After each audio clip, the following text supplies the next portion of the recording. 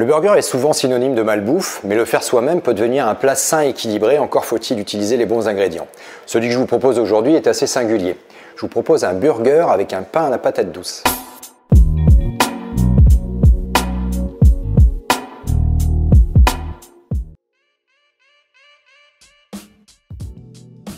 La patate douce, un légume féculent à redécouvrir sans tarder et d'une exceptionnelle richesse en antioxydants. En effet, ces antioxydants protègent l'ADN des radicaux libres. Elle serait un atout également dans la protection des effets de la nicotine, des cancers du poumon et de l'utérus. C'est également recommandé aux personnes diabétiques du fait d'un index glycémique faible et d'une forte teneur en fibres. C'est aussi un aliment désacidifiant. La farine d'épeautre, j'utilise pour sa charge glycémique faible avec une faible teneur en gluten également. En effet, c'est une plante qui a échappé aux sélections successives, dont a subi le blé par exemple, pour améliorer ses rendements. Enfin, l'épeautre est riche en fibres.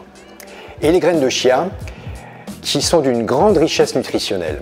Elle régule la glycémie, facilite le transit grâce à ses fibres, elle est riche en oméga 3, ces acides gras essentiels indispensables au bon fonctionnement cardiovasculaire, et enfin un taux de calcium très élevé, bien plus que dans le lait.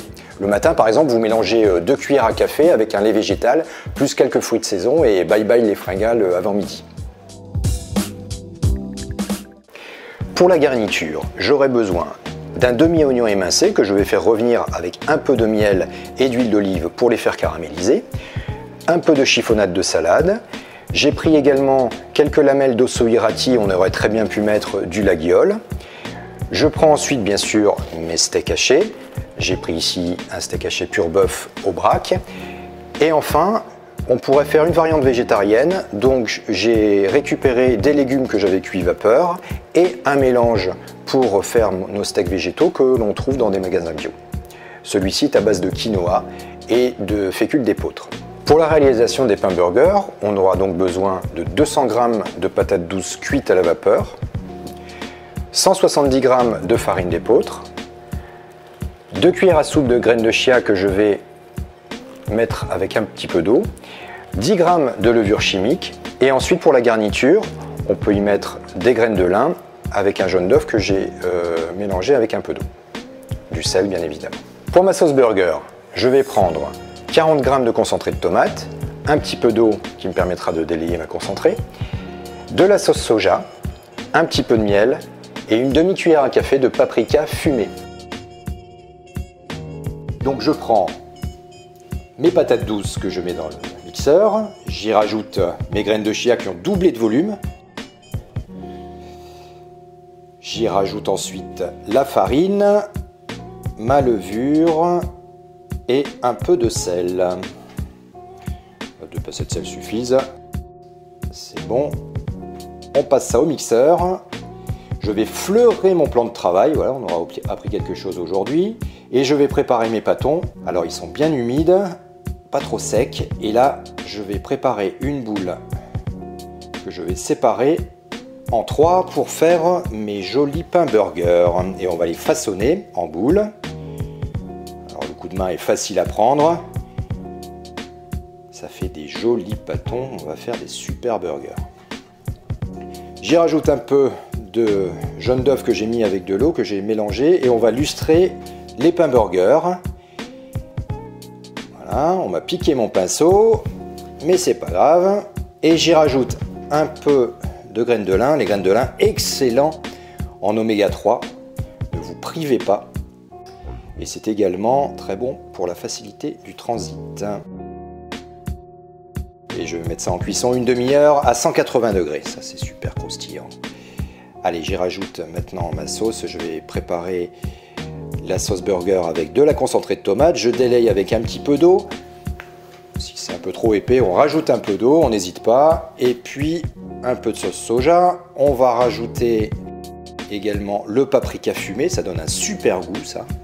C'est le Western Burger.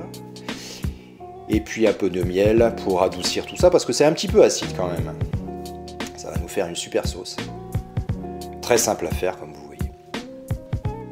Allez, on va caraméliser les oignons. J'y mets un peu d'huile dans la poêle et puis on pose les oignons émincés. Je vais rajouter un fond d'eau pour pas que ça attache surtout, pour pas cramer les oignons. Et puis du miel, bien sûr, Donc on va laisser réduire et on va laisser caraméliser tout doucement. Je prends mes légumes maintenant pour faire mes galettes de légumes. J'émince tout ça grossièrement, je mets dans un saladier et je vais mélanger ça avec mes céréales. J'y rajoute 2 œufs entiers.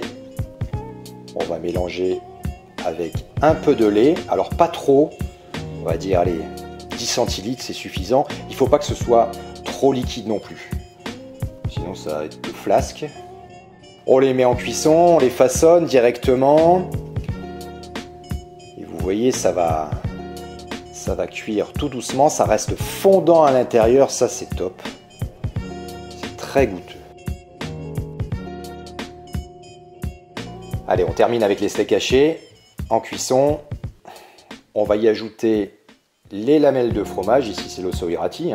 Et puis on va couvrir pour laisser fondre tout doucement.